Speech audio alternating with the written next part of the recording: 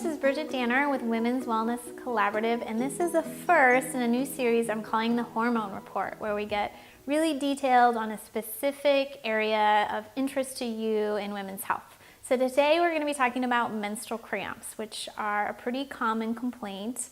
Can happen as soon as you're a teenager.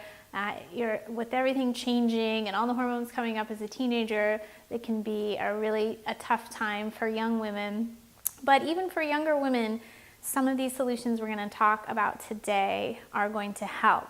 So this is sort of a part one and part two. In part one, we're going to talk about what I usually see work, the kind of easy, basic solutions for menstrual cramps, and then we'll go on to some more complicated conditions that may not respond to these simple changes.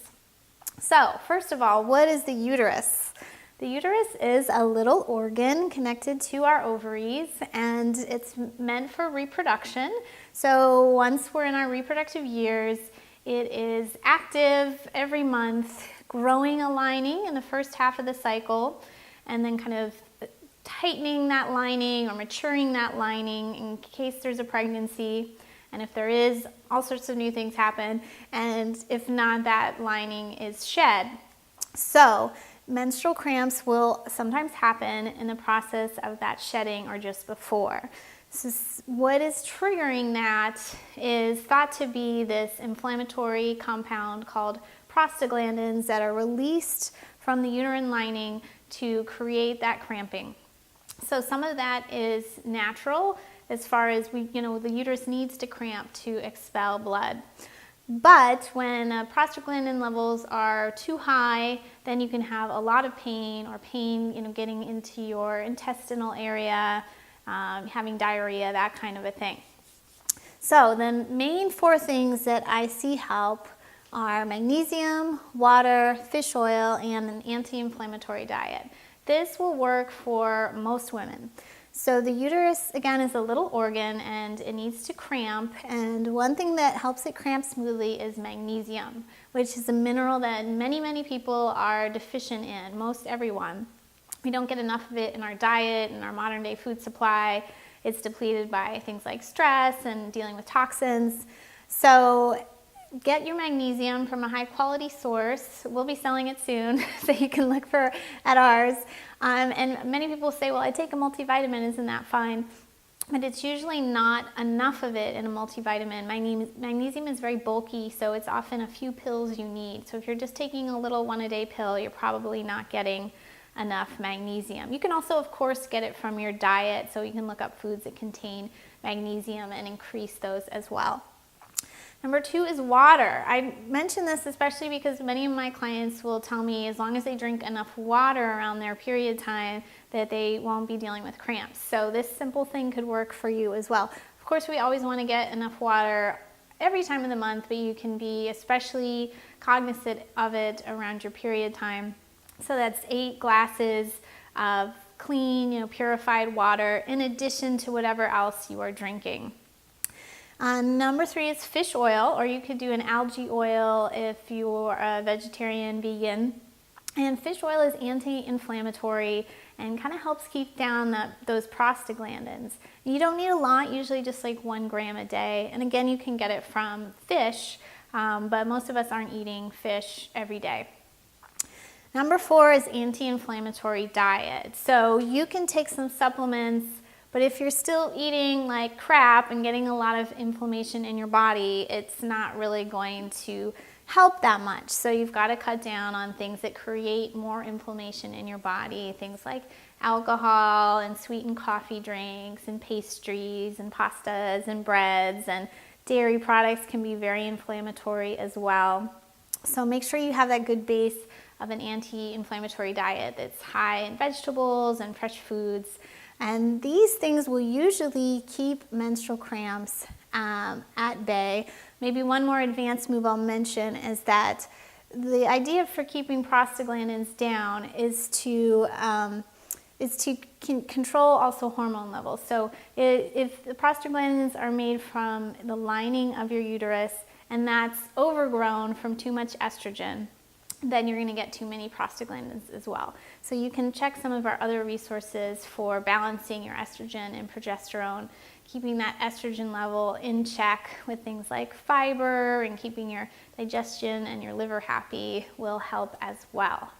Okay, so part 2 of why you may have menstrual cramps is a list of things that are perhaps a little bit more unusual, but it's good to know about if you feel like you've tried everything for menstrual cramps and you're still not getting better. So if you're eating right and having good habits and in a lot of pain every month, then we need to talk about these other causes.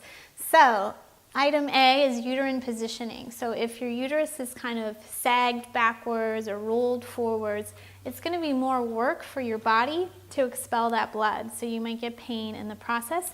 There's some information about this on our blog and our podcast. We did a podcast with Rachel Eyre and talk a little bit about uterine positioning and how to fix it. Item B is endometriosis, which you're probably familiar with. This is when you have some endometrial lining in other areas of your body outside your uterus, and those are responding to hormonal changes every month, and that can cause you inflammation. There's some other inflammatory factors involved with endometriosis. There are treatments available though holistically. Our friend Melissa Turner is someone who writes about endometriosis quite a bit at endoempowered.com.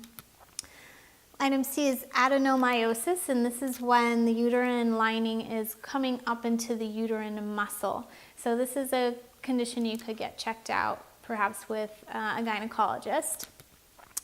Item D is fibroids. So fibroids are actually pretty common, especially as women get older. And some of the fibroids are fine and will never cause you any pain.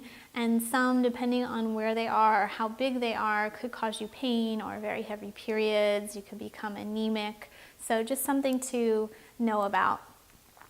Item E is an IUD, an intrauterine birth control device. So these are not meant to cause menstrual cramps, but some, especially maybe the copper IUD, can cause increased cramping, or just if your IUD is in the wrong place, that can cause pain and cramping.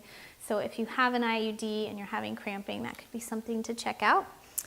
Item F is pelvic inflammatory disease. So if you have an infection that you've contracted from a sexually transmitted disease, or it could be from other things like after surgery, that could be causing you pain and menstrual cramps. G is cervical stenosis. It's never a condition I've come across in my practice, but it's a kind of a tightening and hardening of the cervix where the blood is coming out from your uterus to your vagina, and if that is narrow, then they could cause some increased cramping. H is uterine shape, also a little more unusual to actually have cramps with this condition, but if you have a uterus that's shaped like a heart or has some kind of barrier in it, like a membrane, where again the body is just having a harder time getting the blood to come out, then you can have some cramping issues. And the last one I'll mention is trauma. So if you've had any kind of sexual trauma, even just physical trauma, emotional trauma, we store that in our tissues, and that could be causing kind of a physical response where you're having more pain with every cycle. So that's something to work with a professional, a therapist, or there's Mayan abdominal massage. There's a lot of different options to try to reclaim your body if you've been through sexual trauma and you're experiencing some menstrual symptoms. So I hope that's really helpful, and we do have more information at our website, which is bridgetdanner.com, and we'd be happy to take your questions there as well. Thanks so much.